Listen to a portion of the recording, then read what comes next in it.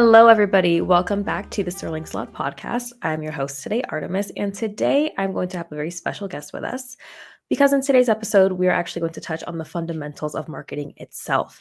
And in order to do that, I personally invited today's guest to help walk through with both current and aspiring business owners the process of creating a strong foundation for their marketing goals as a whole. Mark Ankucic is someone who I personally have had the pleasure of working with, so I'm super excited to learn even more from him and to share it with you guys today.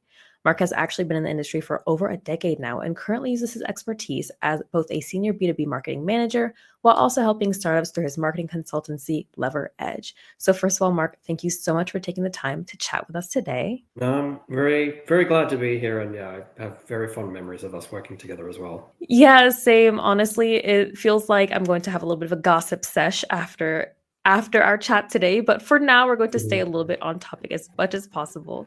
So one thing that I do know is, some of the companies that you've worked for in the past because we've shared that kind of work history.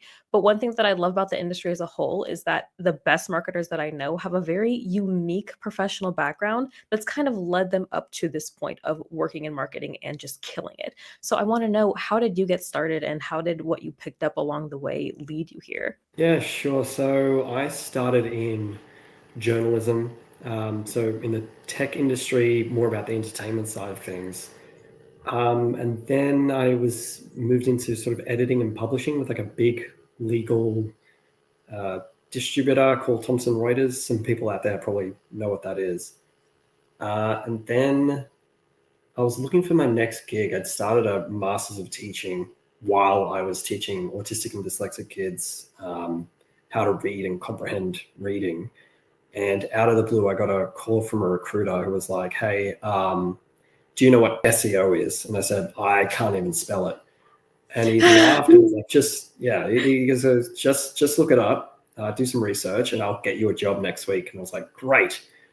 So I did what, probably 10,000 other SEO, marketers did. I went onto Moz, watched some videos. I started reading all about it. I'm like, hey, this makes perfect sense. This is utterly logical.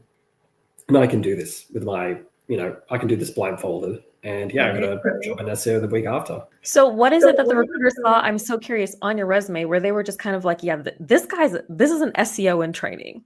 We can see this for this guy. I could write. That's literally it. Like this is like back in the day. You got to understand this is back when recruiters hunted marketers as opposed to the other way around. And so SEO was like the big new thing, and they were desperate.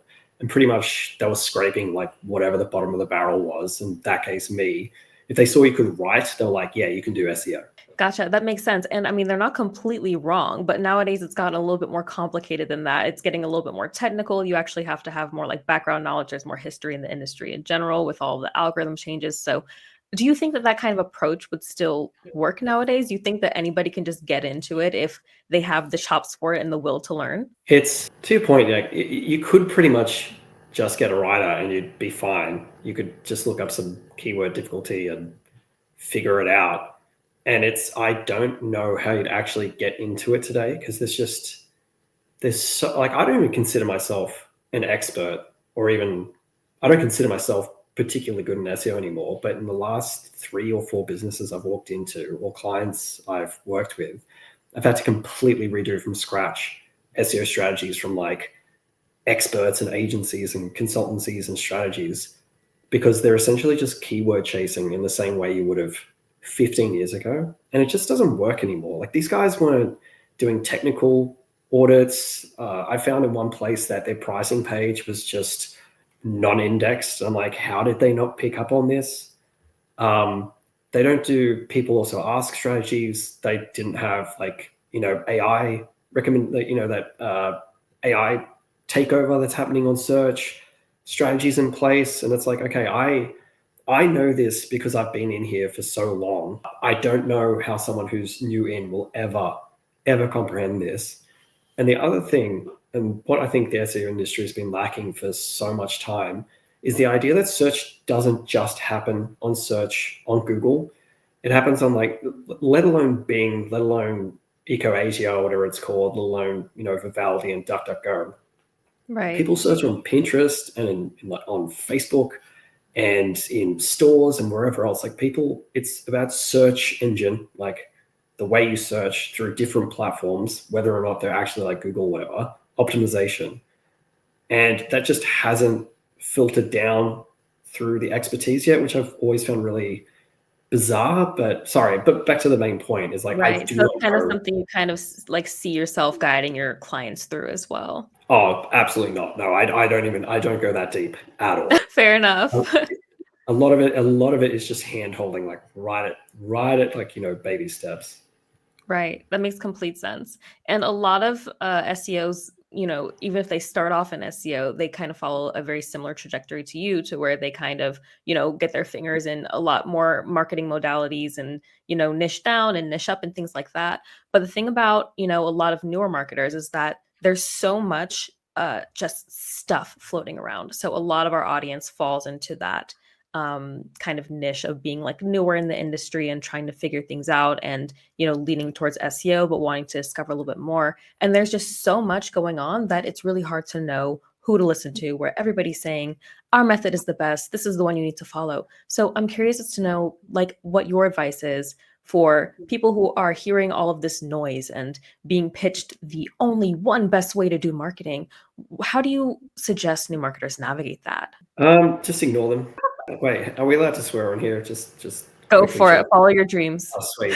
These people are so full of shit. It makes me mad. And there's kind of two sections I'll put this into. And the first is like people who are telling you this is the only way to do it because they want to make money from you, and thought leaders. So the first part of it, these guys who are advertising their marketing methods for you to buy from, they're marketing towards you. Their method is the method that's working on you. Whether or not that's transferable to anywhere else is who knows, right? So you're paying money for something that you have no idea if it's going to work, even though it has worked on you. Sometimes that's fine. If you can realistically, if it's worked on you, you can just deconstruct what they've done and save yourself the money. There is no one size fits all anywhere. Like the very, very foundational marketing will fit anywhere, but these like very specific methods are normally just people putting, fancy crap all over stuff that already exists. And then you have your thought leaders who, it's weird. There's like, I call it the cynic scale. So Simon Sinek, he's like at the top end where he can say something completely asinine, like absolutely has no value, doesn't mean anything, completely non-translatable to the real world. He'll get like a bajillion likes or whatever on LinkedIn. And then you come down to sort of your medium sort of influencers, and they will say things with 100% confidence they could never possibly know. And the one that's like killing me and continues to kill me is these guys who are like, oh, your first marketing hire should be a generalist or a product marketer or a demand gen or whatever. And it's just like, there are 10 of you all saying exactly, like all saying different things with the exact same amount of confidence, and you don't even know what the fucking business is. What problem do they Right, have? right. Right. So it's like, just ignore it. Like anything that anyone's saying in this space is normally completely full of shit. And my only advice actually is, one, ignore them, and two is just read the classics, like all your David Ogilvy stuff. I think it's Scientific Advertising by, I think it's someone Hopkins. You've got Influence, the Psychology of Persuasion. There's like, I've got so many, sorry, I'm just looking up there because that's my bookshelf where I've got all my books. There's I'm Afraid Debbie from Marketing has left for the day, which is really good. Like just read, and just explore and experiment and just ignore all that other stuff. Gotcha. I'm also really soaking this up right now because, as someone who spends a lot of time on LinkedIn myself, I have noticed a lot of those very overly confident, thought leaders. And they're either, you're right, all saying the same thing, or they're just sometimes just flat out wrong.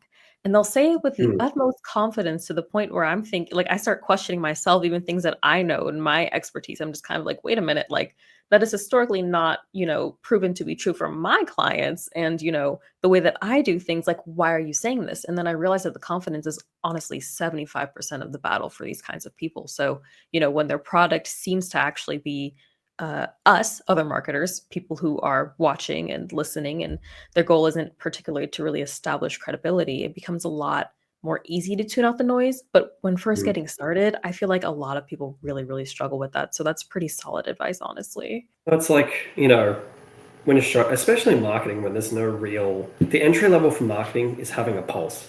So you don't need to you don't actually need to go to uni. Like the amount of people I've met who like, I worked in the front office and my boss asked me to start sending some emails and now I'm an email marketer. Like, "Oh, I don't think you are. Like, No, that's not like how it people, works. like, I won't speak for you, but like I fell into marketing. Like I really did, but you can't fall into rocket science or brain surgery or, I think that's a you pretty know, common path that a lot of us marketers take, it's not something that, you don't wake up and, people asking you as a kid, "What do you wanna be when you grow up?" You're not like, "I wanna no, be a marketer," you know? rather be literally anything else. But sorry, but what I mean is like, because there's no barrier to entry, anyone that seems confident when you're just starting out seems like fuck, this person actually has it made. They know what they're talking about.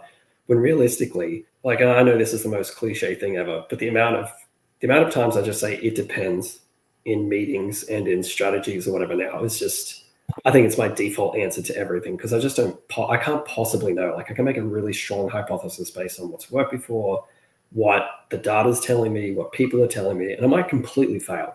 Like, yeah, so it like Right. that confidence is alluring, but I would check under the hood. And do your clients normally accept that answer without too much pushback? Like, it depends on so many factors and or they just kind of like, "You know what? We trust you, Mark. That makes complete sense." Or do you sometimes get a little bit of pushback with that one? So I'm in the very enviable position where I do my consultancy stuff on the side.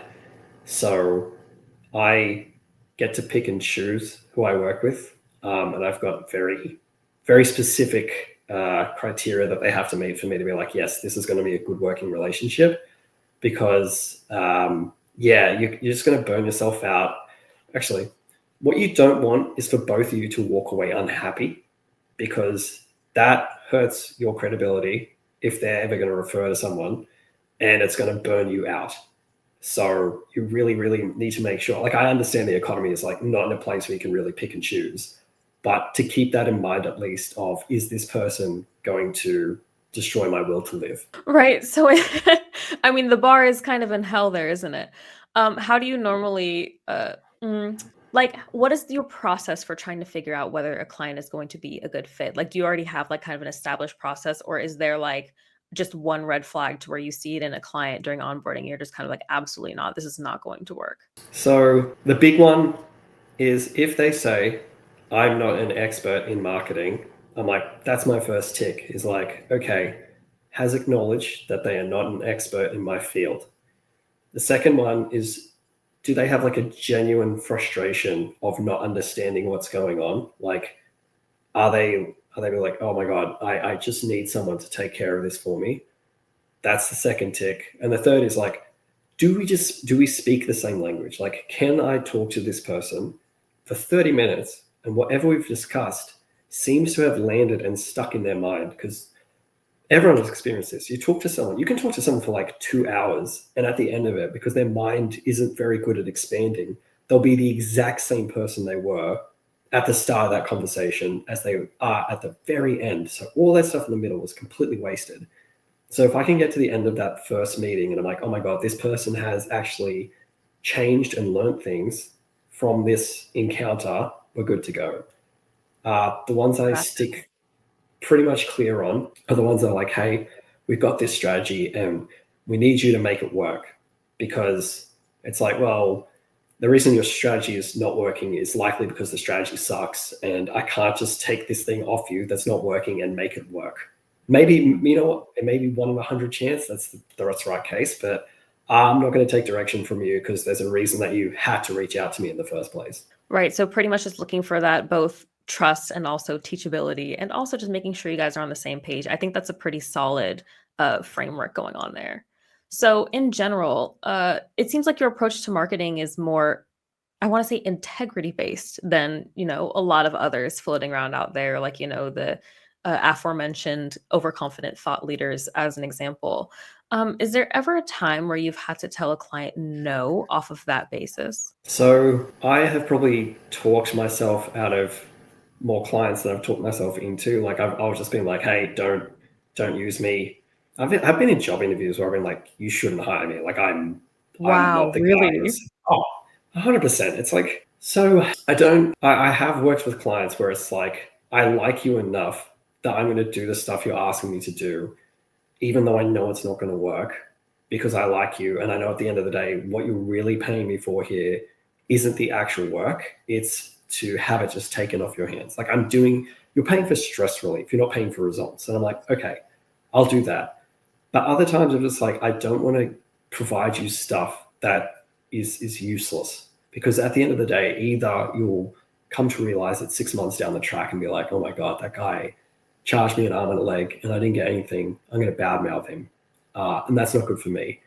And when it comes to actually marketing for a business, integrity is like, you should have that just full stop anyway. You can't, you shouldn't be going around lying or whatever. But Of course, the yeah. bottom line is that if you get someone in on a lie, they will, one, like they can take it to court depending how bad the lie is. Like you can get actually sued for that. The second Wow. thing is it leads to churn down the line. So if you brought someone in on a promise and they churn 6 months down the track and you've done this for like, 10, 50, 100, 1,000 customers, and you have this like massive churn problem later on, you're like, oh my God, what's causing this? And you're trying to unpack all these 100 different things it could be. But if you don't have the integrity at the start, you're going to have this actual revenue problem at the end with it. So you win by having integrity. Like you see the people that don't, and maybe they go somewhat far, but it catches up. Like it always catches up to you. And the other thing is like you just want to sleep at night, right? Right, exactly. And I think that's something that a lot of newer marketers would definitely benefit from hearing because there's definitely quite a few ways to go about it. And the people who have the most longevity in their careers that I've seen, that I've spoken to, that I've sat down and even interviewed here, they all have a very strong, compass when it comes to making sure that their clients are actually really well taken care of. So that definitely adds up.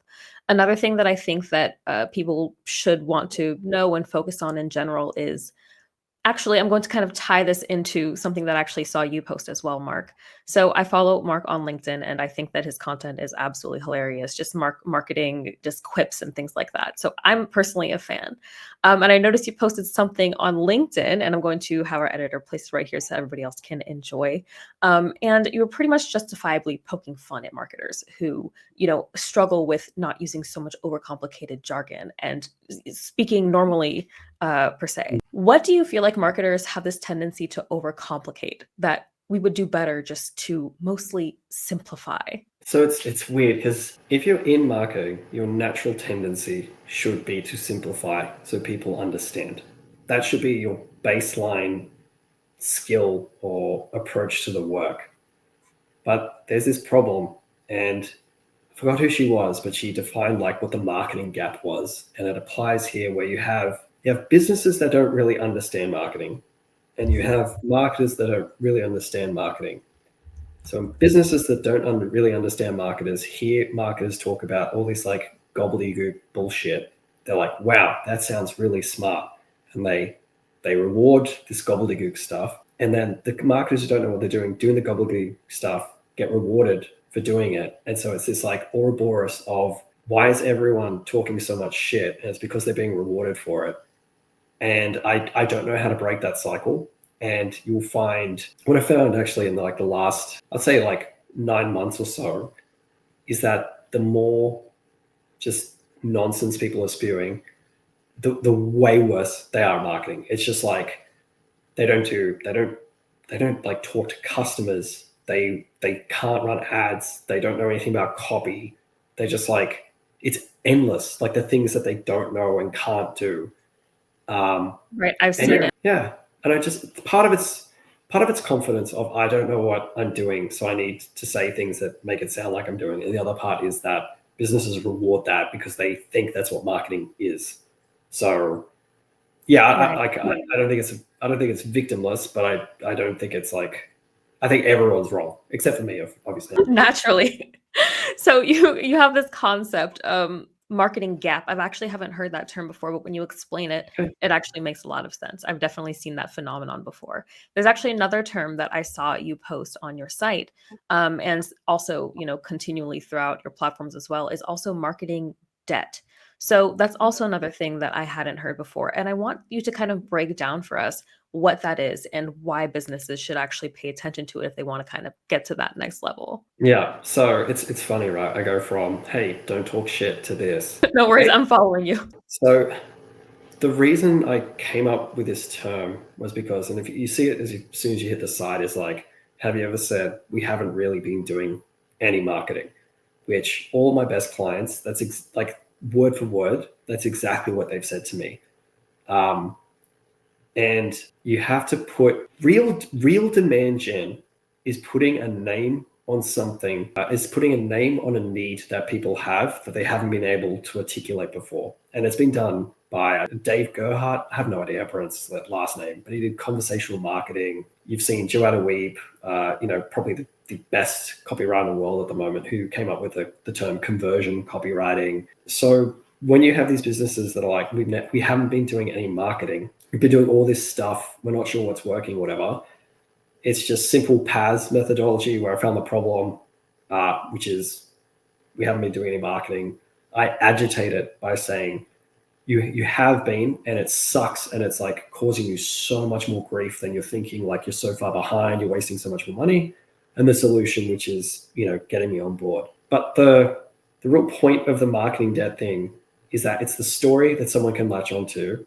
It's the term for something that they weren't able to describe before. And the last thing is that it helps them understand the actual shape of the problem. I hope that makes sense. But sorry, so Yeah, the way I've no, defined it, yeah, it definitely does. the way I've defined it is like it's the combined revenue, time, and resource lost based on just doing marketing stuff that hasn't been effective. And yeah, like it's also it's like everything else in marketing, right? You find all the problems and you put a story and a name on it, and that way it can make sense to people. Right, that makes complete sense, and I can see how clients could find this concept to be daunting, to say the least, because, you're putting forth all of this effort and you're doing all of this marketing, or, well, lack of marketing rather, and not seeing this payoff. So, bringing you in to kind of help bridge that gap definitely makes a lot of sense. Another thing that I've seen you suggest to your clients as well, which also makes a lot of sense, but I would love to hear you elaborate on this because I think it's super important, is that your clients kind of focus on one singular aspect of their marketing activities and then niche down and then make magic with that. So, what does that process normally kind of look like for your clients? Yeah, so it's not like I think it's sort of everywhere, right? Where you have to do things like, oh my God, we need a newsletter and we need ads and we need SEO and we need XYZ. And the first thing I ask them is like, if I turn this off, what happens? Like, what actually happens if I get rid of this? And they don't Right. know. And it's like, okay, then why are you doing it then? Or like, hey, have you tried this? I'm like, yeah, we tried this, it didn't work. I'm like, okay, how long did you try it for? How did you measure it? How did you test it? Did the best person in the world at this thing come in and run this for a reasonable time? And they were like, you know what, it's just not going to work for you. Or did you do some kind of half-ass shit that was never going to work and you found it and you've had to move on?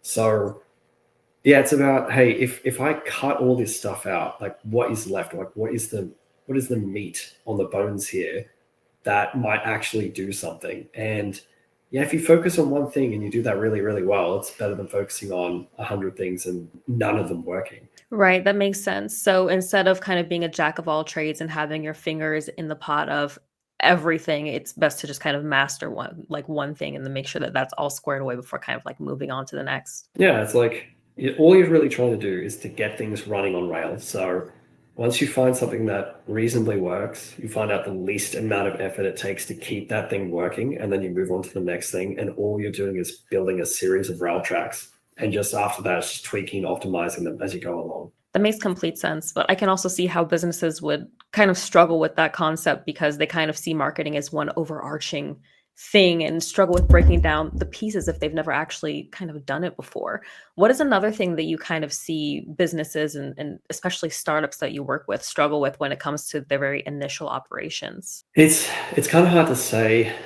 There, all of them are very different, and all of them are very the same in some really weird ways. Like you'll have some startups that are completely sure of what they need. Like being considered as a marketing co-founder for an analytics app, and the guy there was convinced we needed to go full into SEO. And I was like, hey, uh, you're in web analytics. It's very late in the game. There are 10, 50, something like that, web analytics tools. And a lot of them are surviving by sheer SEO stuff. Like they're surviving on ranking number one. They have teams doing this. Like there's a head of SEO and there's like a couple of people working under them. And then they probably have freelancers and whatever else going on. Like we cannot do this I can't do this by myself. And it's just not going to work. We're not going to win on that front. And then, so you get like the ultra confident startups that think they should go somewhere and have no idea of where else they could go and don't really want to listen to anyone else. And then you have the startups that are just like we mentioned before, just like scattergunning of, okay, we got to do this and this and this and this and this. But honestly, it's between startups and big business, it doesn't really change that much, except in much bigger businesses, they can just afford to do everything really badly and afford really bad thinking because the chance of extinction is so low for them. But yeah, it's startup. Actually, the big difference between startup and big businesses is the founder. That will decide on for sure everything that follows. Yeah. And what kind of solutions do you normally propose to these businesses that are kind of they're just getting started, but they don't really have as much wiggle room to have a crap strategy that crashes and burns 10 months later? The big one I saw ages ago on LinkedIn, and this was probably the only good advice I've seen in LinkedIn in the last decade, was... Oh, I lost your video. We're back? I'm so sorry. You're back. You left me on a cliffhanger. No worries. I know. Where did I get up to?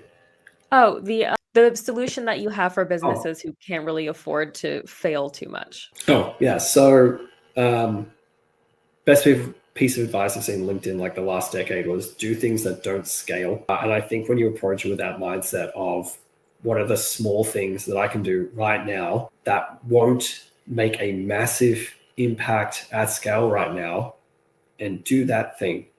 And one of the things I've tried to convince a lot of founders to do and people in startups to do is like connect with 5 people in the target market on LinkedIn every single day and write 3 posts on LinkedIn about your stuff and your opinion on the world as you see it and how your product makes a change in that world.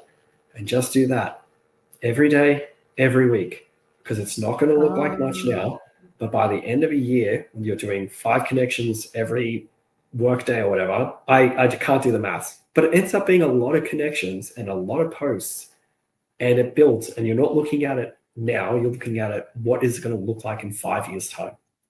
So doing those little things over and over again that scale eventually, that's what should be focused on.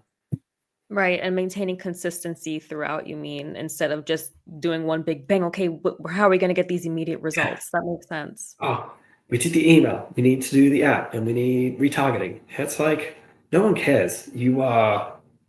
If you're completely new to the field, we have to spend so much time explaining what it is that you are so people understand it and can actually want to buy it.